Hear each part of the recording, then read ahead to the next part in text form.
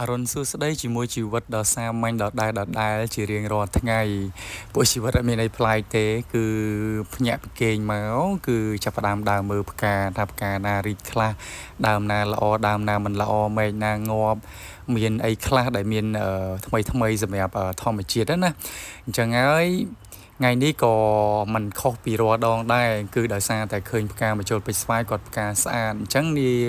មួយរយៈពេលនេះគឺដោយសារតែមេឃភ្លៀងញឹកអញ្ចឹងហើយវាត្រូវទឹកភ្លៀងញឹកអញ្ចឹងធ្វើឲ្យផ្កានេះវារីកស្អាតមែនតើអញ្ចឹងហើយអ្វីដែលយើងធ្វើបានគឺយើងគួរតែបង្ហាញ